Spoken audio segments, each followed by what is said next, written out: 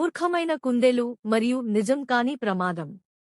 అనగనగా ఒక ప్రశాంతమైన అడవిలో రజని అనే ఒక చిన్న కుందేలు ఉండేది. రజని దయగలది, కాని చాలా భయపడేది మరియు తను విన్న ప్రతి మాటను నమ్మేది. ఒక ఉదయం రజని ఒక కొబ్బరి చెట్టు కింద విశ్రాంతి తీసుకుంటుంది. అకస్మాత్తుగా ధడ్ అని పెద్ద శబ్దముతో ఒక కొబ్బరికాయ నేలమీద పడింది. రజని ఉలిక్కిపడి లేచి, అయ్యో, ఆకాశం పడిపోతోంది అని అరిచింది.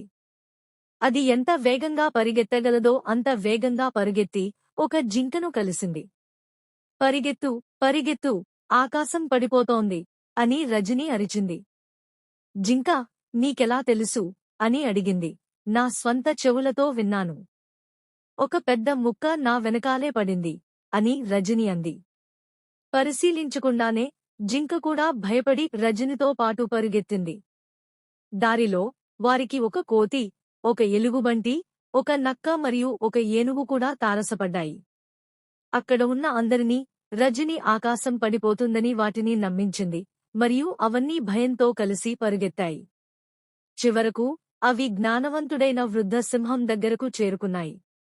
మీరందరూ ఎందుకు పరుగెత్తుతున్నారు? సింహం ప్రశాంతంగా అడిగింది. ఆకాశం పడిపోతోంది అని అవన్నీ అరిచాయి. సింహం ఒక కనుబొమ్మ ఎత్తి, నిజంగానా? ఎవరు చూశారు అది పడటం? నేను చూశాను, నేను విన్నాను అని రజని అంది. జరిగిన ప్రదేశానికి తనను తీసుకువెళ్లమని సింహం రజనిను అడిగింది. అవన్నీ సింహాన్ని అనుసరించాయి. అవి ఆ ప్రదేశాన్ని చేరుకోగానే సింహం చుట్టూ చూసింది.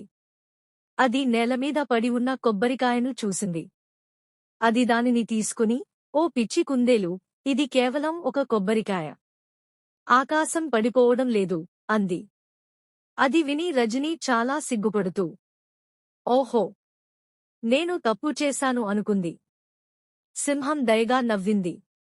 భయపడటం పర్వాలేదు, కాని కంగారుపడే ముందు ఎప్పుడూ వాస్తవాలను తెలుసుకోండి. ఆ రోజు నుండి రజని మరింత ఆలోచనాత్మకంగా ఉండటం నేర్చుకుంది మరియు అడవి మళ్లీ ప్రశాంతంగా మారింది.